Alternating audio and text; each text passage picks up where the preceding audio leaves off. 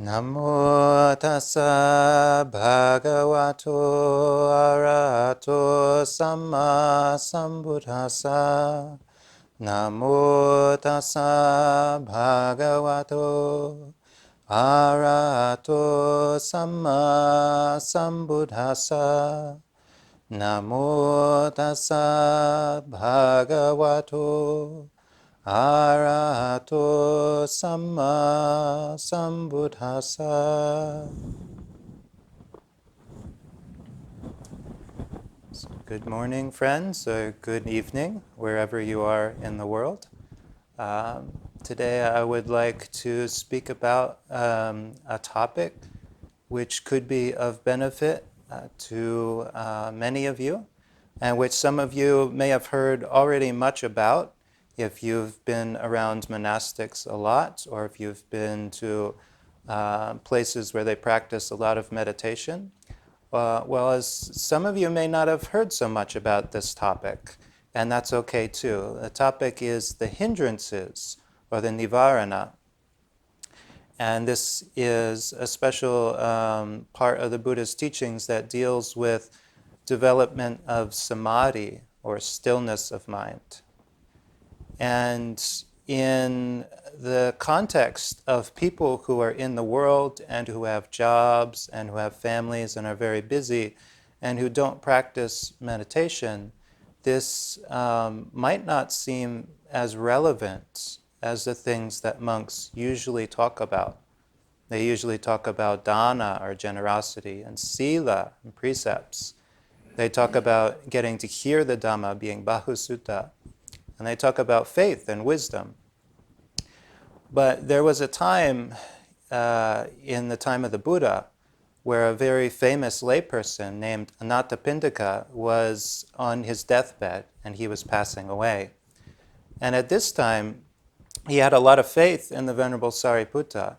And the very Venerable Sariputta came and gave Anathapindika a Dhamma talk. And he gave him a Dhamma talk that went like this. He said, "Householder, you should not cling to the eye, and you should not cling to the ear. You should not cling to the nose, to the tongue, to the body, or the mind. You should not cling to form. You should not cling to feeling, to perception, to mental formations or consciousness." Basically, he gave a Dhamma talk like he would give to one of the monks, since Anathapindika was at the end of his life. And Anathapindika started to cry. And Ananda was there, and Ananda is like, "Oh, are you in pain? Was that too much for you?" And Anathapindika said, "No, I'm not crying because I'm in pain. I'm crying because I've been a disciple of the Buddha for many years, and I've gone to the temple many times, but I've never heard a Dhamma talk like that." And Ananda said, "Well, that's because we usually don't talk that way to householders, to people who are busy and who don't practice meditation." And Anathapindika said, "Please, Bhante, please give these teachings. There are people out there who have little dust in their eyes and who will be able to understand. And they are wasting away because they are not getting to hear about this important Dhamma." And so with that, I would like to talk about the Nivarana and the hindrances of the mind, because I think it applies to all of us. But you may not be able to use this teaching as often as you'd be able to use a teaching like dana, or metta, or sila. But I think that everybody who hears this teaching will have a time when things do quiet down, when they do have less to do. And at those times, it will be of great benefit to them that they were able to get this teaching from the Buddha, and might be able to use it to understand how their minds work. Because the teachings on dana and sila and metta and all of the things that we have faith in, like the Buddha, Dhamma, and Sangha, are all very good and apply to everyone.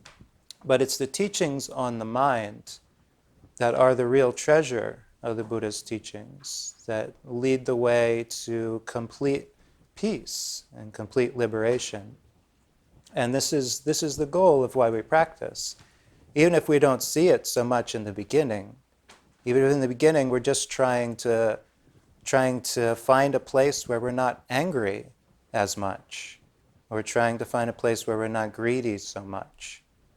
Or we're just trying to develop faith in the Buddhist teachings because we recognize it helps in our lives. As we start to develop, we will see that there is more we can do, and the mind is where we have to do that work. It's not simply about changing the way we act in the world, but ultimately, we will have to change the way that we think. And for some people, this is very scary. They think the way we think is who we are. But for somebody who's actually practicing the Buddha's teachings, they know that no, actually the thoughts that go through our mind are conditioned. They come up because of habits. And if we change our habits, we will have different thoughts coming up in our head. And if these thoughts are better, then we will see things in a better way. And we will live our lives in a better way.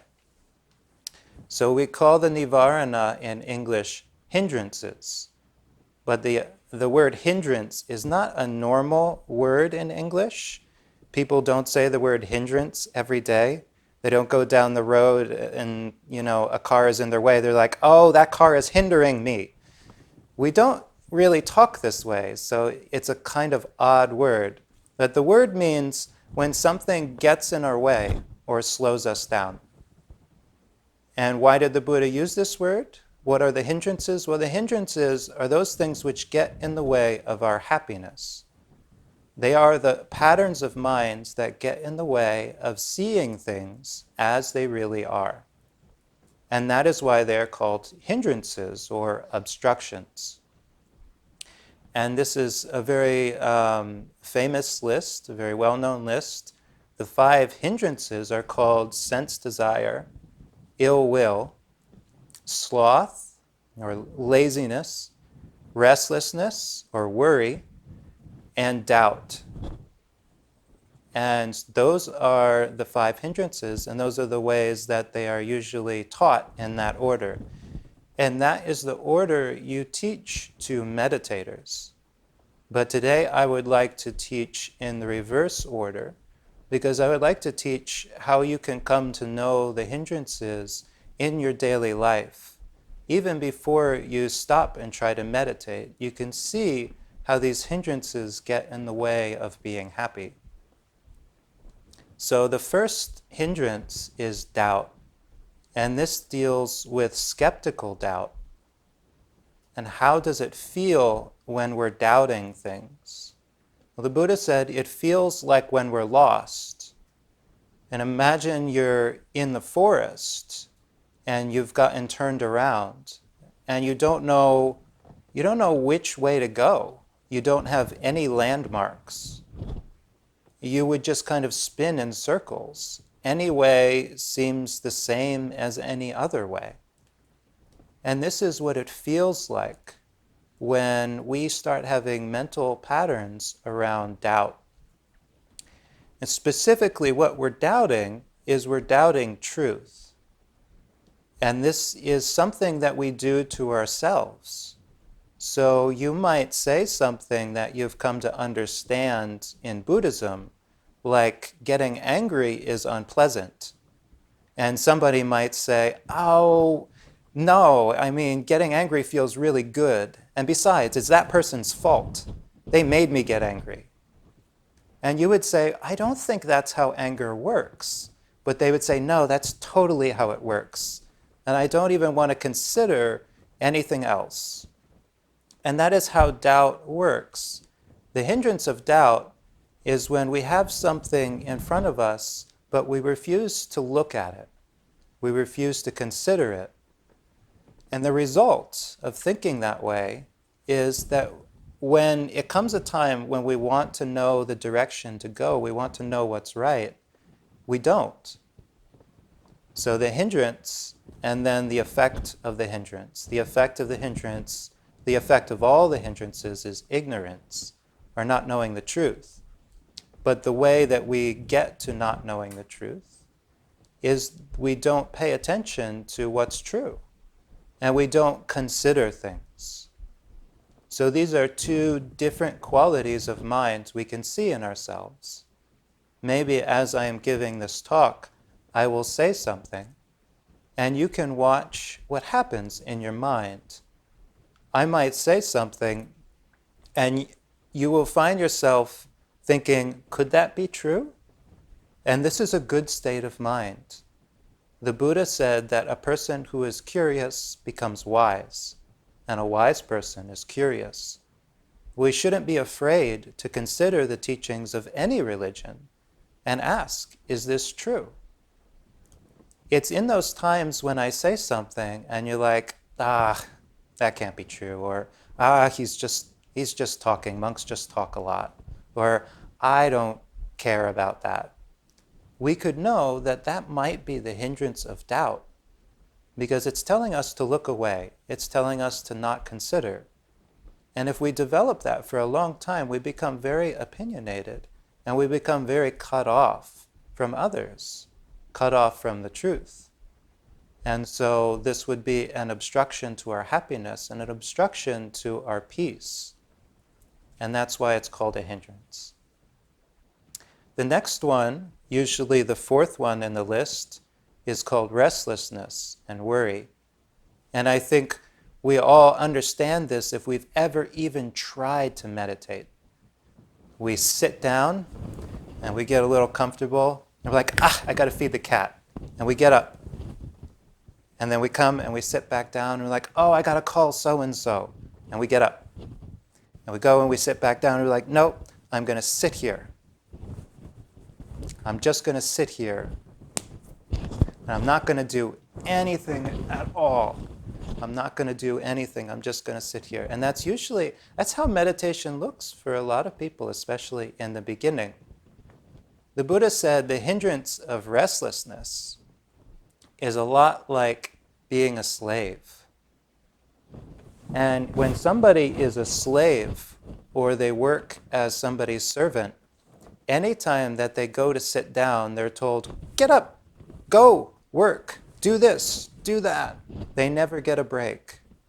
And this is the way it feels in our heart when this pattern is active in our minds. We never get to sit down. We never get to relax. The other way that this can come out is in worrying. So maybe we do sit down and maybe we stop moving with our body, but our mind keeps worrying. It keeps moving. It keeps shifting around. And it was like, maybe this will happen. Maybe that'll happen. What was that sound? I should be doing this. I should be doing that. This is restlessness and worry. And one of the most uncontrollable forms is remorse or regret. And these are all kind of the same thing. When we've done something bad, our mind will spin around and around and around trying to figure out what to do about it or feeling guilty about it. And for that kind of restlessness, there's not much we can do because we can't make something better any quicker by anything that we do. If we have hurt somebody, we can say that we're sorry, but it's up to them to forgive us. So this kind of restlessness is just us sitting there playing back over what happened, and we will never be able to reach any kind of conclusion based on the mind spinning around and around. And the only way we ever know peace is when time passes and then it stops hurting so much. And this is part of why we practice sila. The end goal of sila is so that we have peace of mind, so that we don't worry about things that we have done wrong. And what happens when we stop this pattern of restlessness? When we see, oh, I am being restless, or oh, I am being anxious. Well, all we really have to do is not act on the thoughts that are going through our mind. You know, we have a thought, oh, I should get up and do this. And we say, oh, that's restlessness. Or, oh, I should get up and do that. Oh, that's restlessness. It's true, I should do that. But that thing will still be there in 10 minutes. if I give into this pattern now, I could be giving into this pattern for the rest of my life, every time I go to sit down. And that's the reality of being a slave. But if I resist for just 10 minutes this pattern, then for 10 minutes I would get to feel what it's like to not be a slave, to be a free person, able to decide when and where they will do what they want to do. Now the next hindrance, the third one in the list, is sloth and torpor, or laziness. It's the one that deals with the lack of energy. And this is not simply being tired or being sleepy or being lazy, but this is the mental pattern that causes us to begin to be sleepy and tired and lazy. This is the pattern of mind that says, I don't have enough energy for this. And it's funny that often this one and the restlessness go hand in hand, and they play off of each other. So we rush about with restlessness, and then when it comes time to do something that's really worth doing, like listening to a Dhamma talk, or helping a friend, or doing our taxes because they need to get done, then we say, oh, I've got no energy for this. Oh, I can't take this. Or, oh, it's too much. Or, oh, I'm too tired. And for people who are living in the world, this is a really important hindrance to know about. Because we work. We work during the day. And then at the end of the day, we go home. And what happens when we have gone through our day working and the hindrances have been active, then this hindrance will come out in the evening and we'll say, oh, I don't want to do anything. I just want to kick up my feet and sit on the couch and watch TV.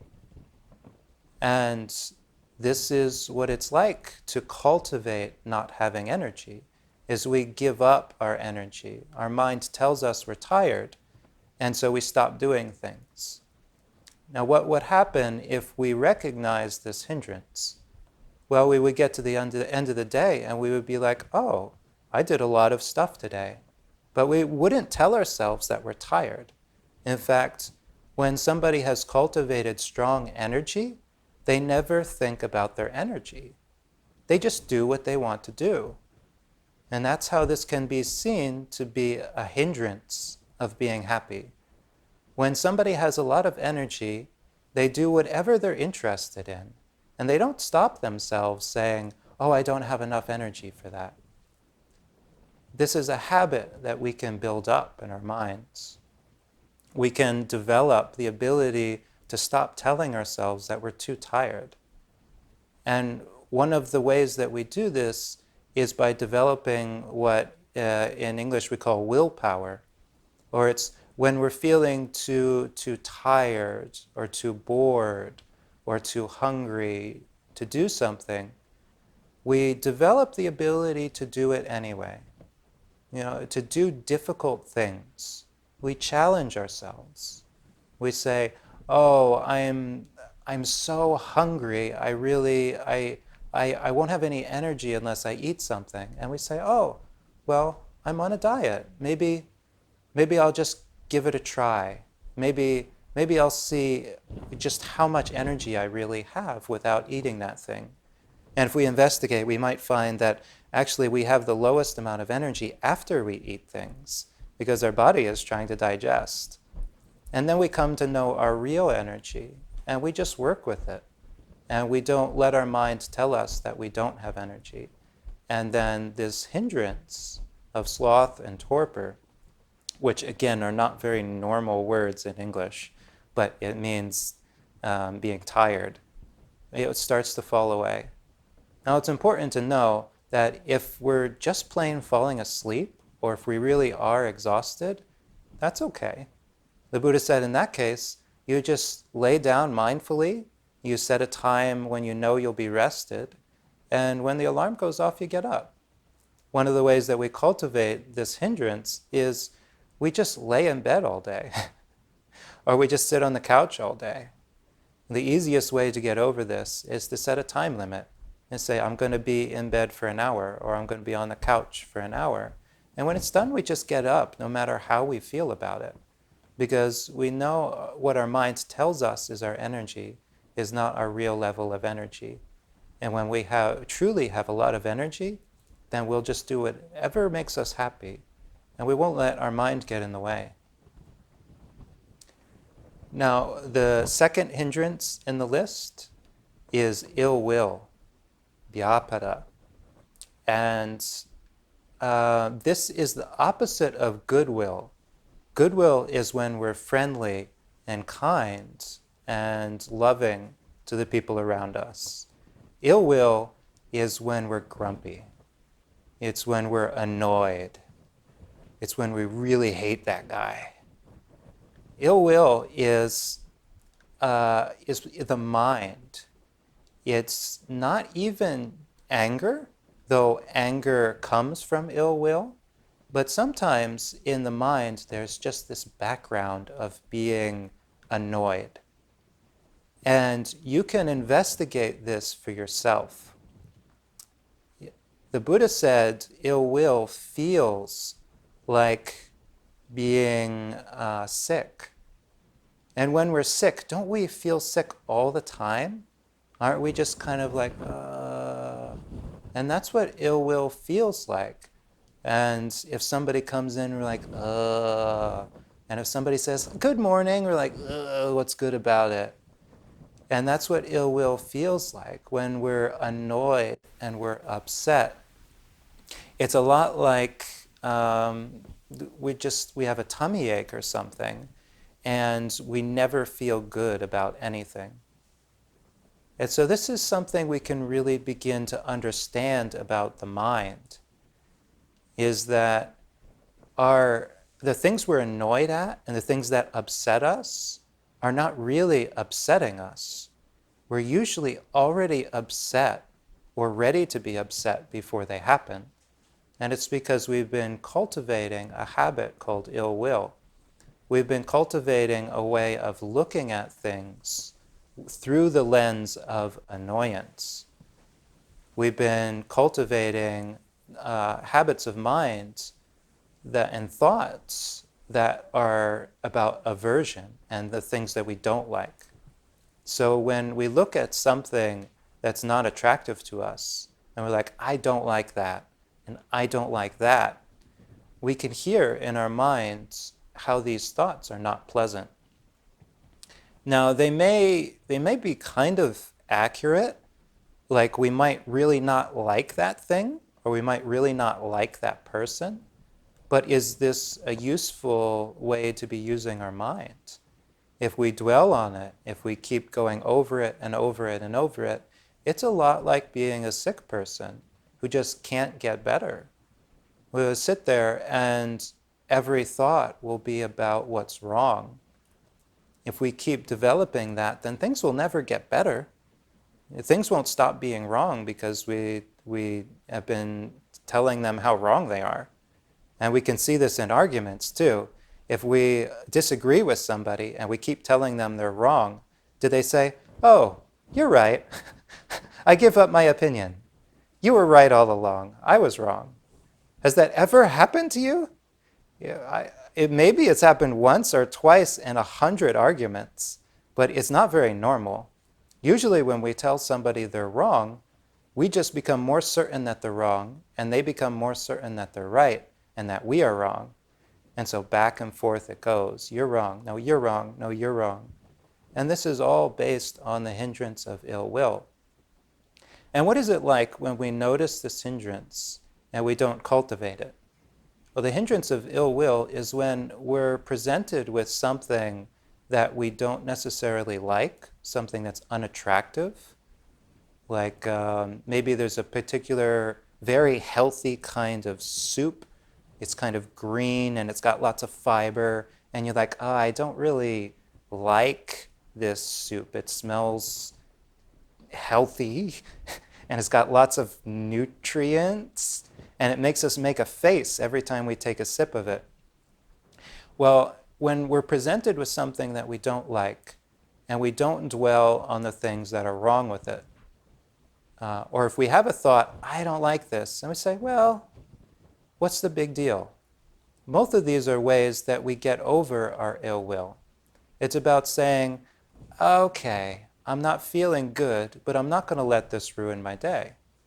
We do this by recognizing the thoughts that are going through our mind, and by catching them and getting over them. Basically, we don't keep them going. We could say, I don't like this, I don't like this, I don't like this. But we're just going to get more and more miserable. But if we say, oh, okay, this isn't the best, but I'm not going to let it ruin my day, then we just move on. It hasn't obstructed us from doing what we want to do. And this is how we get over ill will. We might dislike things for a little bit, but then we just move on. And before we know it, we've forgotten that we don't like that thing. We're just okay with it. The last hindrance I'll talk about, and the first one in the list as it's presented for meditators, is sense desire, kama raga. And sense desire is something that most people think is absolutely necessary to living their lives. And I have a lot of people ask me, don't you need desire to live in the world? How would I get up in the morning if I didn't have desire? And this is, and it just makes my head spin because I'm a Buddhist monk, and it's like, but desire is so painful. How could something that's painful be necessary to life? And this is how you begin to think a bit differently when you start meditating, as you start to see that the way that desire obsesses the mind, how it doesn't give us a moment's peace. And the Buddha said that sense desire feels a lot like being in debt. And when you're in debt, you can sit and you can think about how you want to get out of debt, but if you don't have enough money, there's no way to get out. There's no way to get out of debt just from thinking about all of the ways you can get out of it. Again, it's like restlessness. If you're in debt, you just got to keep working and paying it off little by little, and then you get out. It happens over time. In the same way, the hindrance of sense desire is when we really want something, and we think we won't be happy until we get it. And this is a lot like being in debt. We feel that we don't have enough of something. We feel that we want more of something to be happy. But this gets in the way of seeing the truth. The truth is, if we stop telling ourselves, I won't be happy unless I get this, won't we be happy? Isn't that the worst thing? Telling ourselves that we're not happy? If we stopped telling ourselves we needed something outside of ourselves to be happy, then the source of happiness can only be in one place, right here. And the antidote to the sense of sense desire is contentment. And also we can notice our thoughts. And if we see that there is something we're really attracted to, and we keep saying all the good things about this and all the reasons why we want it and why we need it and why it's so great, then it's just going to get harder and harder not to go for that thing. The antidote is to actually see all of the ways that we don't need it, all of the ways that it's not perfect. We can say, oh, it's really expensive. It's really new, but maybe they haven't worked the bugs out. Or we can say it's really healthy and it might make my skin glow, but the food I'm eating is just fine. Or I might say it's really tasty, it's the most delicious thing, but I've eaten 100 of them already in my lifetime. I could go 10 minutes without eating that one. And our mind will be telling us the opposite, but we can just recognize it, say, I absolutely must eat that cupcake right now. And we can be like, really? Right now? And if we challenge the thoughts and we just sit with them, we see that they start to go quiet. that the only reason they keep going is because we never challenge them. Because we never ask ourselves, can I really be happy without that thing for 5 minutes? And if we're willing to sit for 5 minutes without going after something that we really want, I would call this meditation. I would call this the beginning of meditation. And I would call this the beginning of coming to understand one of the 3 major parts of the Buddhist teaching is about samadhi, is about peace of mind. If we could let go of something that we really want for just 5 minutes, we would have 5 minutes without the kind of suffering of wanting, without the suffering of desire. And those 5 minutes, if we paid really close attention, we would be more likely to be able to get what we really want in life, what would really make us happy, which is peace, which is contentment, which is being healthy, being energetic, being free of worries, and knowing what the truth is. That's what can really make us happy in this life. And the only way that we'll really come to know these things is if we come to know the hindrances that have been standing in our way since, well, really since the day that we were born. And the only reason they have stood in our way is because we haven't been taught them, and we haven't studied them, and we haven't worked to get over them. And so I would like to offer this teaching to you today, this teaching that comes from the Buddha on behalf of Anathapindika, who asked me to, even though people are very busy. And I hope it can be useful, if not now, sometime in the future.